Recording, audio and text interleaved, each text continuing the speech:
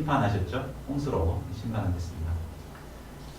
그런데 이제 노아 가족을 통해서 새 역사를 이루고자 했지만 그들의 후손을 통해서도 또 하나님을 대적하고 바벨탑을 쌓는 죄악을 범했습니다. 이때도 하나님께서는 그들을 멸하실 수 있었지만 바벨탑을 흩으심으로 다시 한번 기회를 주셨습니다. 그래서 하나님께서는 이제 이 죄악된 세상을 구원하기 위하여서 새로운 일을 이제 계획하시고 시작하시게 되었는데, 근데 그것이 바로 오늘 시작되는 아브라함을 부르신 사건부터 시작됩니다. 여기서 이제 하나님의 구속의 역사가 어떻게 시작되는가를 배울 수가 있고, 또 우리가 어떻게 하나님의 구속 역사에 쓰임 받을 수 있는가 배울 수 있습니다. 오늘 말씀을 깊이 영접함으로 저희 모두가 하나님께서 쓰시고자 하시는, 하나님께서 행하시는 이 구속의 역사에 귀하게 쓰임 받는 저희 모두가 될 수 있기를 기도합니다. 11장 후반부는 아브라함의 가정의 내용을 기록하고 있습니다. 아브라함의 아비 데라는 셈의 후예로서 아브라함과 나홀, 하란 이 세 아들을 두었습니다. 하란은 아버지보다 먼저 갈대아 우르에서 죽었습니다. 또 아브라함은 결혼을 했지만 그 아내 사레가 임신을 못해 나이 들도록 자식이 없었습니다. 아버지 데라는 아브라함과 사레와 손자 롯을 데리고 갈대아 우르에서 떠나 가나안 땅으로 가고자 했습니다. 그러나 하란에서 머물러 살다가 거기서 죽었습니다. 우리 지도를 참고해 보시면 여기가 이제 갈대아 우르였고 이렇게 돌아서 이제 가나안으로 들어가게 되는데 이 하란 땅에 머물게 됐죠. 자식이 죽고 나서 이제 여기서 떠나서 이제 가나안으로 가려다가 여기에 머물게 됐습니다. 그러니까 대부분의 생활을 이 갈대아 우르에서 했습니다. 여호수아 24장 2절에 보면 데라는 고향에서 우상을 섬기는 삶을 살고 있었습니다. 한마디로 아브라함은 우상 숭배하는 집안에서 딸자식 하나 없이 소망 없이 살아가던 자였습니다. 이런 아브라함에게 영광스러운 하나님의 부르심이 임한 것입니다. 그러면 하나님께서 구체적으로 어떻게 아브라함을 부르십니까? 구체적으로 어떻게 부르셨는지는 이제 잘 알 수가 없죠. 자세히 기록되지 않았기 때문에. 그런데 말씀을 통해서 부르시고 계십니다. 우리 12장 1절을 우리 한 목소리로 같이 읽어보겠습니다. 시작. 여호와께서 아브라함에게 이르시되 너는 너의 고향과 친척과 아버지의 집을 떠나 내가 내게 보여줄 땅으로 가라. 첫 번째 아브라함에게 주신 명령은 너의 고향과 친척과 아버지의 집을 떠나라 하는 명령이었죠. 그리고 두 번째로는 내가 내게 보여줄 땅으로 가라 하는 명령이었습니다. 왜 하나님께서 아브라함에게 이런 명령을 하신 것일까요? 아브라함이 살았던 고향은 아까 봤듯이 갈대아 우르였습니다. 역사학자들의 연구에 의하면 이제 발굴을 해서 보니까 그 지역은 고대 수메르의 메소포타미아 문명의 중심지였습니다. 그래서 아주 상업이 발달되고 찬란한 문화를 꽃피웠던 장소였다고 합니다. 특히 이 갈대아 우르 지방에는 달신을 숭배하는 신전들이 많이 있었습니다. 그래서 신전들을 이렇게 그 지역을 조사해 봤더니 300개나 있었다고 해요. 오늘날 교회 같은 거대한 신전들이 300개나 이렇게 질비하게 있었다고 합니다. 그 중에서도 이제 풍요와 사랑의 여신인 달의 여신이라고도 하고 이난나 신을 섬겼습니다. 뒤에 보면 이 지금 우상 이난나 우상들입니다. 그래서 발굴해서 나온 것들이죠. 아브라함의 아버지 데라가 이제 우상 만드는 일을 했는데 아마 이 중에 하나가 아브라함의 아버지가 만든 것도 있지 않을까 싶습니다. 이난나 신은 풍요의 신이고 복을 갖다주는 신이라고 여겼습니다. 그래서 이 신전에서는 각종 음란을 행하고 방탕한 행위를 해서 이 이난나 신을 기쁘게 하는 그런 의식을 치루었다고 합니다. 이게 굉장히 음란한 도시였죠. 아브라함도 이런 분위기 속에서 성장하였을 것입니다. 또 아브라함이 살던 아버지 집은 어떠했습니까? 아까도 얘기했듯이 아브라함의 아버지 데라는 갈대아 우르에서 우상을 만들어서 파는 자였습니다. 아브라함도 역시 아버지의 기업을 이어 우상이나 만들어 팔다가 멸망할 수밖에 없는 자였습니다. 이런 그가 하나님의 부르심을 받은 축복된 삶을 살기 위해서는 먼저는 이런 죄악된 분위기에 고향과 친척과 아버지 집을 떠나는 것이 필요했습니다. 이 때문에 하나님께서는 고향과 친척과 아버지 집을 떠나라고 하신 것입니다. 그러나 아브라함이 고향과 친척과 아버지 집을 떠난다는 것은 결코 쉬운 일이 아닙니다. 여기에는 인간적인 정을 끊는 아픔을 감당해야 합니다. 세상 친구들과 즐기던 죄악된 습관도 끊어야 하고 불신 친척들과 가족들과 함께 행하던 죄악된 모든 풍습을 떠나야 했습니다. 또한 안정된 생활을 포기해야 하는 희생을 감당해야 합니다. 아브라함이 아버지 집에 가만히 있으면 아버지의 안정된 사업체를 물려받아서 평생을 안정되게 살다 생을 마칠 수 있습니다. 그러나 아버지 집을 떠나게 되면 미지의 땅에서 모든 것을 새롭게 다시 시작해야 하니 불안한 삶을 살아갈 수밖에 없습니다. 대개 사람들은 나이가 들수록 변화보다는 안정을 추구합니다. 저도 20, 30대 됐을 때는 돈 번 족족 사업에다 투자를 많이 했어요. 까먹기도 참 많이 까먹었어요. 돈도 많이 벌고 까먹기도 많이 까먹었는데 20, 30대는 그렇게 막 새로운 일에 투자하고 이렇게 하는데 40대가 딱 넘어가면 이제 안정을 추구하게 돼요. 있는 돈 되도록 안 쓰려고 하고 모으려고 하고 그렇게 되더라고요. 근데 이제 아브라함의 나이가 75세였기 때문에 당신은 되게 이제 30세에 첫 아들을 낳았기 때문에 할아버지 나이잖아요. 그렇기 때문에 안정을 추구할 그런 나이죠. 그래서 대부분 이제 40, 50대가 되면 객지에서 생활하다가도 안정되게 고향을 찾아오는 게 일반적이죠. 근데 이 나이에 모든 걸 다 이렇게 떠나서 이제 새로운 일을 시작한다는 것이 쉬운 일이 아닙니다. 그러나 하나님께서는 떠나라고 말씀하십니다. 그리고 하나님께서 보여주실 땅으로 가라고 명하십니다. 하나님께서 보여주실 땅은 하나님이 함께하는 땅이요 거룩한 사명이 있는 약속의 땅입니다. 아브라함이 축복된 삶을 시작하기 위해서는 반드시 이런 죄악된 삶을 떠나서 사명의 땅으로 가는 결단이 있어야 했습니다. 아브라함뿐만 아니라 누구나 이 하나님이 주시는 축복의 삶을 살기 위해서는 이런 믿음의 결단이 있어야 합니다.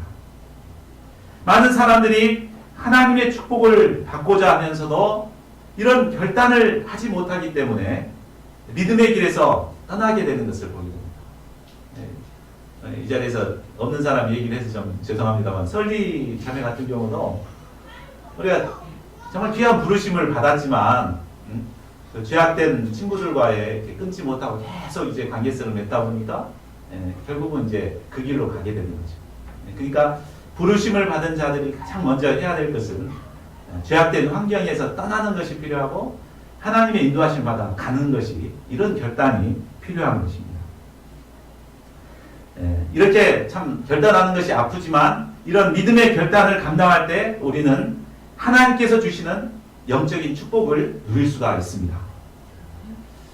저 역시 이런 믿음의 결단을 통해서 오늘날 이 자리에 서게 됐습니다. 저는 다 알듯이 부잣집 막내 아들로 태어났습니다.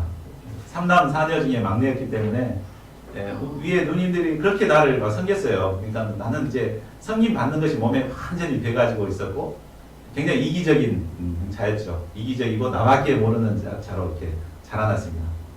근데 하나님의 부르심을 받고 제가 제일 먼저 결단한 것이 고향을 떠나야 되겠다. 그래서 광주로 이렇게 떠나서 거기서 이제 영적인 훈련을 받고 자취 생활을 하다가 또 장막 훈련을 받고 그렇게 해서 지금 저를 보면은 막내 티를 이렇게 잘 못 느끼더라고요. 그러신가 잘 모르겠는데 예, 하나님께서는 이런 결단을 통해서 나를 이렇게 지도자로 빚어 가셨습니다. 예, 하나님께서는 이 시간도 우리를 축복의 길로 인도하시기 위해서 말씀하십니다.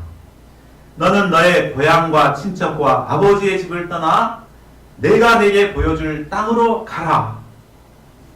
그러면 우리가 떠나야 할 곳이 어떤 곳입니까? 우리가 믿음의 새 생활을 하기 위해서는 죄악된 습관이나 죄악된 분위기로 떠나는 것이 필요합니다. 인본주의의 가치관, 물질주의 가치관에서 떠나야 합니다. 나에게 좋지 못한 영향력을 끼치는 세상 친구로부터도 떠나야 합니다. 이 시간 떠나가라 하시는 하나님의 부르심에 저희 모두가 순종할 수 있기를 기도합니다. 그래야 하나님께서 주시는 진정한 축복을 누리는 자들이 될 수 있기를 기도합니다. 그러면 하나님께서 주시고자 하시는 축복은 어떤 축복입니까? 우리 2절을 함께 읽겠습니다. 우리가 1절은 굉장히 좀 부담스러웠는데 2절은 좀 편한 마음으로 한번 같이 읽겠습니다. 시작. 내가 너로 큰 민족을 이루고 내게 복을 주어 내 이름을 창대하게 하리니 너는 복이 될지라. 네. 우리 장인수 목자님은 하나님께서 주시는 축복에 대해 굉장히 이렇게 받고자 하는 소원이 굉장히 강했습니다. 항상 하나님의 축복을 받고 싶다고. 하나님 주시는 축복이 어떤 것인가 한번 살펴보겠습니다. 네, 되게 세상 사람들이 생각하는 복의 개념은 어떤가요? 굉장히 자기중심적이고 이기적인 복이죠. 우리 복복자가 나와 있는데 복복자가 풀어보면 어떻게 되죠? 보일 시자에 한일자, 입구자, 받점자 이렇게 돼 있죠. 그러니까 좋은 것을 많이 보고 또 석가래를 따르거든요. 좋은 집에서 또 많은 것, 맛있는 것 이런 걸 잘 먹고 받점자는 이제 부를 말하죠. 많은 땅을 소유하고 부자가 되는 것. 이것이 복이다. 이런 개념이죠. 살펴보면은 우리 세상 사람들이 생각하는 복은 나 혼자 잘 먹고 잘 살고 좋은 것 보고 재산 갖고 살아가는 것, 이것을 복이라고 생각합니다. 그러나 나 혼자 잘 먹고 잘 사는 것이 진정 복일까요? 전혀 그렇지 않습니다. 하나님께서 주시는 축복은 이런 것과 차원이 다릅니다. 하나님께서 주시는 축복을 구체적으로 한번 살펴보겠습니다. 하나님께서 주시는 축복 첫 번째가 큰 민족을 이룬다는 것입니다. 아브라함은 손자를 볼 나이였지만 현재 딸자식 하나 가지고 있지 않았습니다. 그런데 이런 아브라함에게 장차 자녀 한두 명 정도가 아니라 이제 큰 민족을 이루는 후손들을 주신다고 약속하십니다. 이 약속대로 하나님께서는 아브라함을 통해 큰 민족을 허락해 주셨습니다. 그래서 오늘날 유태인들이 얼마나 세상에 많이 이제 퍼져 있습니까? 그리고 실제로 우리가 아브라함의 후손을 통해서 나신 그리스도를 믿고 영접하는 모든 우리 신자들이 바로 아브라함의 후손이 됐죠. 그래서 지구의 3분의 1이 크리스찬들인데 지구의 모든 민족의 3분의 1이 바로 아브라함의 후손이 됐습니다. 그래서 정말 큰 민족을 이루게 되었습니다. 두 번째로 하나님께서 주시고자 하신 축복은 이름을 창대하게, 말하자면 유명하게 해주시는 것입니다. 만일 아브라함이 하나님의 부르심에 순종하지 않았다면 아무도 그의 이름을 기억하지 못했을 것입니다. 그러나 그가 하나님의 부르심을 쫓아 살았을 때 그는 유명한 자가 되었습니다. 그래서 오늘날 유치부 학생들도 아브라함에 대해서 모르는 애들이 없죠. 그래서 모든 믿는 자들이 사모하고 선망하는 이름이 되었습니다. 저도 아브라함이란 이름이 굉장히 사모해가지고 아브라함을 사모했는데 그 이름을 이제 바이블 네임으로 받게 됐습니다. 이는 아브라함이 잘나고 훌륭해서 아브라함이 유명해진 것이 아니라 바로 하나님께서 그를 유명하게 해주셨기 때문에 그가 유명하게 된 것입니다. 사람들은 자기 이름 석자를 세상에 남기기 위해 피나는 투쟁을 합니다. 그러나 내가 스스로 이름을 내고자 한다고 해서 이름을 낼 수 있는 것이 아닙니다. 하나님께서 유명하게 해주셔야만 유명하게 될 수 있습니다. 그래서 여기 본문을 자세히 살펴보면 내가 이렇게 말이 반복되죠. 영어 성경에 보면 I will, 내가 그렇게 하겠다, 내가 그렇게 해주겠다. 하나님께서 우리를 이렇게 해주시기 위해서 결단을 요구했던 것입니다. 세 번째로는 복덩어리의 삶을 살게 하고자 하셨습니다. 하나님께서 아브라함으로 큰 민족을 삼으시고 또 그 이름을 창대케 하시는 그 이유는 그를 복덩어리로 삼고자 하신 것입니다. 너는 복이 될지라. 이 말씀은 어찌하든지 그를 복덩어리로 삼고자 하시는 하나님의 소원과 의지가 담겨 있습니다. 하나님께서는 우리를 부르실 때 우리를 써먹기 위해서 부르신 것이 아닙니다. 바로 우리에게 복을 주시고 어찌하든지 복덩어리의 인생을 살도록 우리를 부르신 것입니다.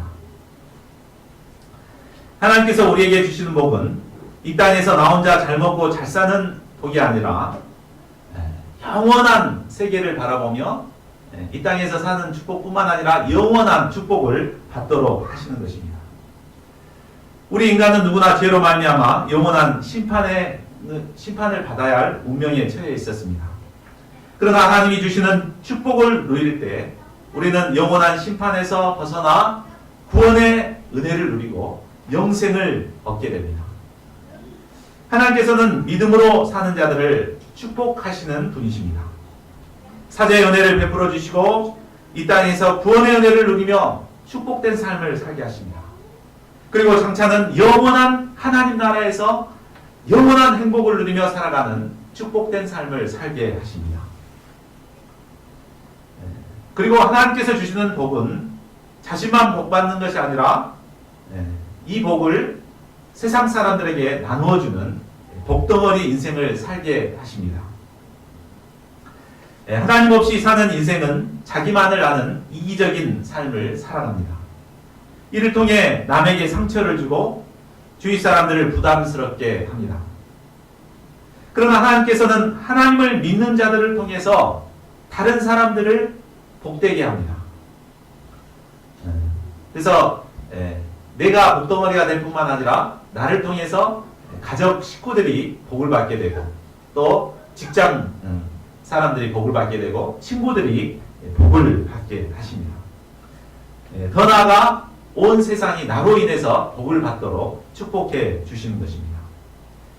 우리가 복덩어리 자체가 되기 때문에 나는 이제 어디를 가든지 나로 인해서 많은 사람들이 복을 받게 됩니다. 그래서 집에 있어도 복이고 직장에 가도 복이고 캠퍼스에 가도 복을 받게 됩니다. 한국에 있어도 복이고 미국에 있어도 복이고 세상 어디를 가나 복이 되는 복의 근원의 삶을 살게 됩니다. 정말 하나님께서 주시는 축복은 정말 너무나 거대하고 참 큽니다. 그죠? 큰 민족을 이루게 하고 이름을 창대하게 하고 복덩어리 인생을 산다는 것 얼마나 참 기대가 됩니까? 사모가 되죠? 대답한 사람이 없네요. 네. 하나님이 주실 이 축복을 사모하는 자들이 될 수 있기를 기도합니다. 그리하여 믿음으로 죄악된 분위기를 떠나 하나님의 인도하심을 받아 이런 축복을 누리는 자들이 되기를 기도합니다. 하나님의 약속은 3절까지 이어지고 있습니다. 우리 3절도 같이 읽겠습니다. 시작. 너를 축복하는 자에게는 내가 복을 내리고 너를 저주하는 자에게는 내가 저주하리니 땅의 모든 족속이 너로 말미암아 복을 얻을 것이라 하시니라. 이 말씀을 통해 볼 때 아브라함을 축복하느냐 저주하느냐에 따라서 하나님께서 복을 주시기도 하시고 저주를 베풀기도 하신다는 것입니다. 참 얼마나 놀라웠습니까? 나를 건들기만, 날 건든 사람은 하나님 가만히 안 두는 거예요. 그리고 나를 축복하는 사람을 축복해 주시겠다고 약속하십니다. 이는 하나님께서 아브라함을 철저하게 보호하실 뿐만 아니라 아브라함을 통해서 축복의 통로로 쓰시고자 하신 것입니다. 누구든지 복을 받고 싶으면 아브라함에게 잘 보여야 합니다. 그러니까 복 받고 싶으면 나한테 잘 보여야 됩니다. 그러니까 나를 통해서 복을 주시기 때문에 아브라함을 축복의 통로로 삼으신 것입니다.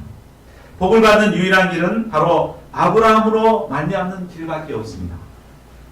결국 하나님께서는 이 약속대로 아브라함의 후손을 통해 인류를 구원하실 메시아 그리스도 예수님을 보내주셨습니다. 그래서 예수님을 통해서 많은 사람들이 복을 받았죠. 결국은 아브라함을 통해서 복을 받게 된 것입니다. 이 상에서 우리는 하나님의 마음과 그 역사 방법을 배울 수 있습니다. 하나님께서는 온 세상이 우상 숭배의 죄에 빠져 소망 없이 되어 있을 때 소망 없는 아브라함 한 사람을 부르심으로 소망의 역사를 시작하셨습니다. 이 하나님은 소망의 하나님이십니다. 하나님은 아브라함을 부르실 때 그의 인간적인 조건과 자격을 따지지 않았습니다. 인간적인 조건을 보면은 전혀 쓸모가 없잖아요. 싱싱한 20, 30대를 써야지 75세 딸 자식 하나 없는 이런 사람 소망이 없어 보였습니다.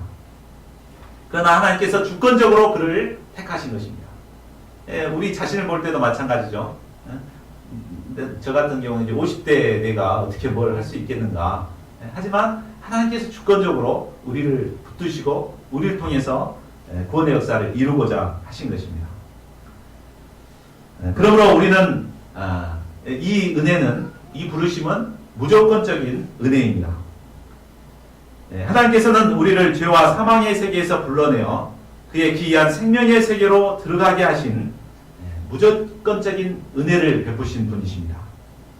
하나님은 늙고 딸 자식 하나 없는 인간적으로 소망이 없는 아브라함을 복의 근원으로 부르신 것입니다. 이 부르심은 결코 얽매임이나 자유를 제한하는 구속이 아니었습니다. 이 부르심은 쓸모없는 자를 쓸모있는 자로 만드셔서 영원한 구속 역사에 귀히 쓰시고자 하시는 하나님의 거룩한 부르심입니다. 그러므로 이 부르심은 그 자체가 은총입니다. 하나님의 거룩하신 부르심은 우리 인생을 의미 있게 하고 풍성하게 하고 위대하게 합니다. 우리는 온 인류를 구원하는데 한 사람을 키우는 것이 무슨 의미가 있는가 하는 생각을 가질 수 있습니다. 그러나 하나님의 역사는 이처럼 한 사람을 키우는 데서부터 시작됩니다. 하나님은 이스라엘을 출애굽시키기 위해서 모세 한 사람을 80년 동안 키우셨습니다. 그리고 모세를 통해서 이스라엘을 구원하는 역사를 이루셨습니다. 하나님께서는 지금도 멸망으로 치닫고 있는 이 세계를 구원하시기 위해 우리 한 사람 한 사람을 부르셨습니다. 물론 나 자신을 보면 정말 소망이 없지만 하나님께서는 주권적으로 우리를 부르신 것입니다. 저희 모두가 이 하나님의 부르심을 깊이 영접해야겠습니다. 그리고 정말 이 하나님의 마음을 본받아서 정말 소망이 없는 한 사람이라도 정말 귀하게 키워나가는 자들이 되어야 되겠습니다.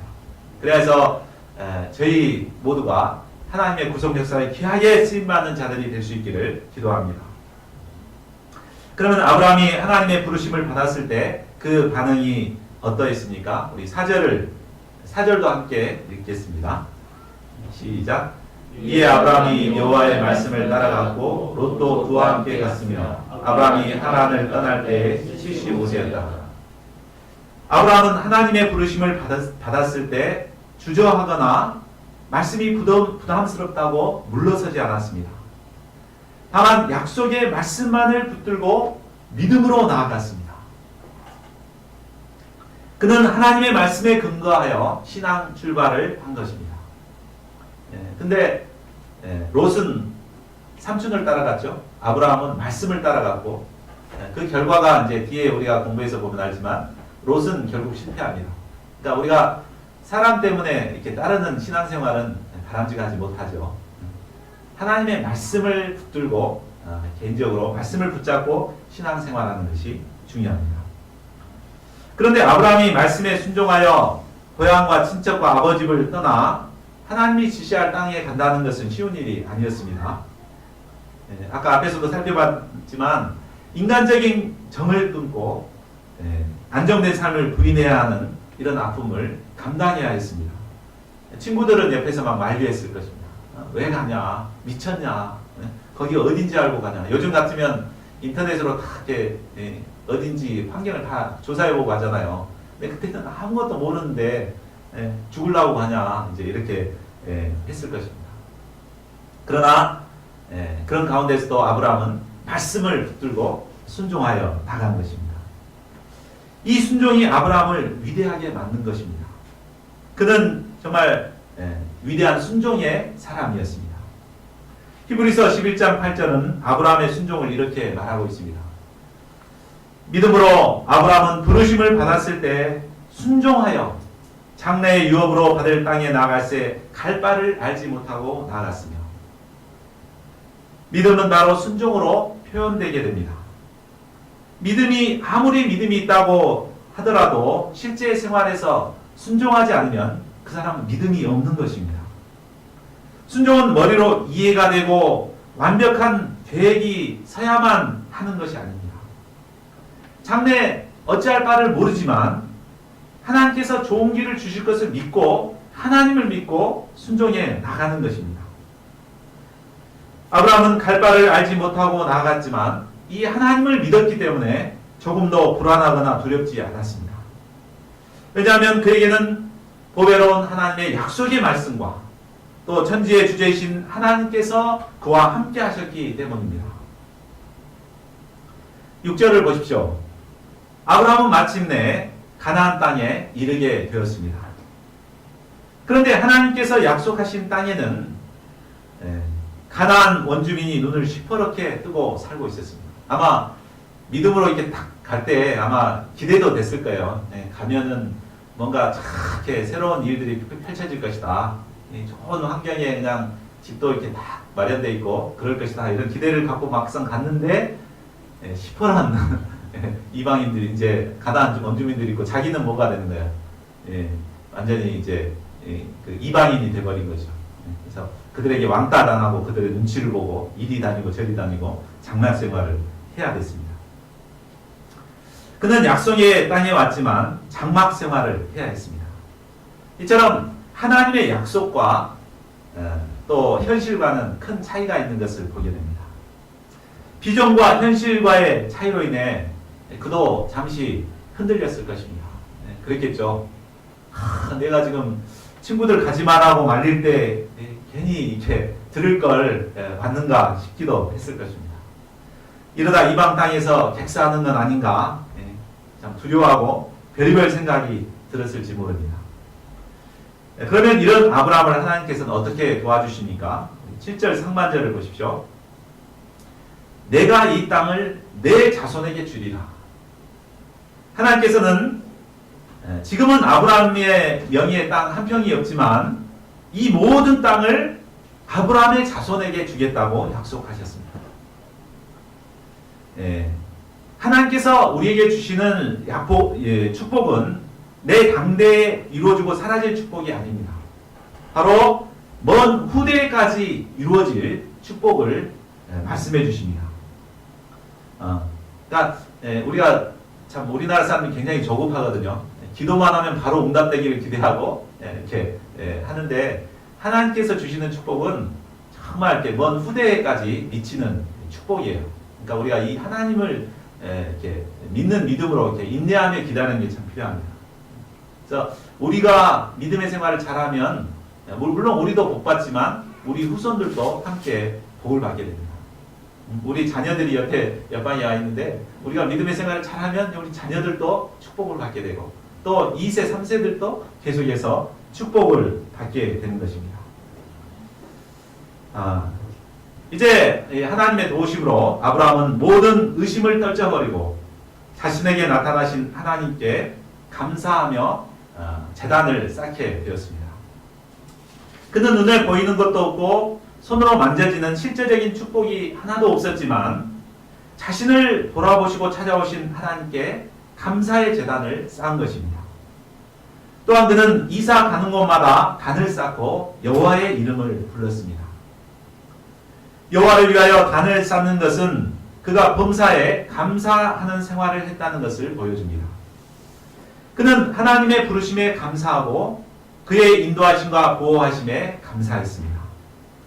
또한 허물과 실수를 정죄치 않으시고 감싸주시고 용서해 주시는 하나님의 사랑에 감사했습니다.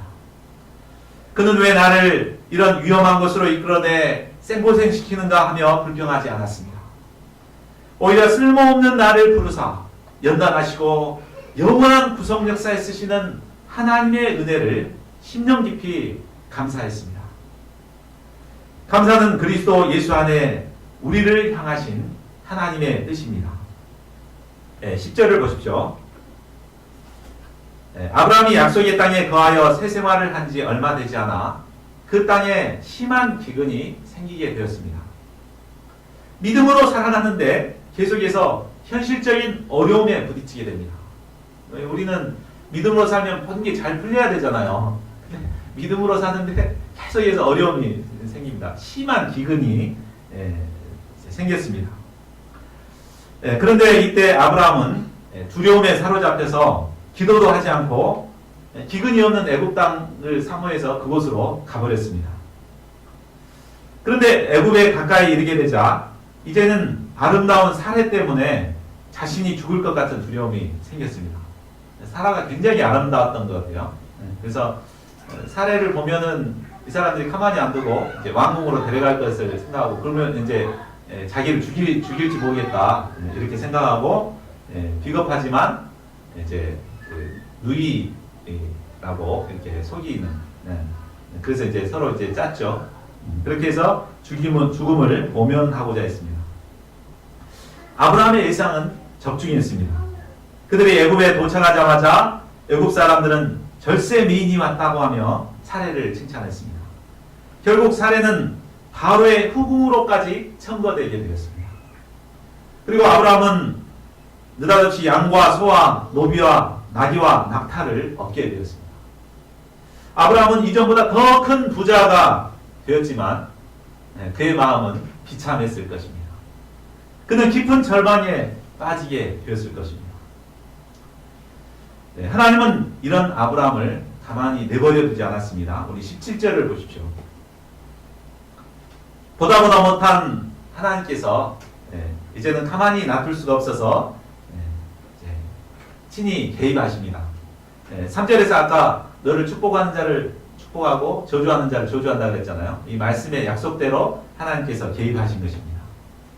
결국 바로는 이 하나님의 그 저주로 말미암아 모든 사실을 깨닫게 되고 아브라함을 불러 그를 책망하게 됩니다.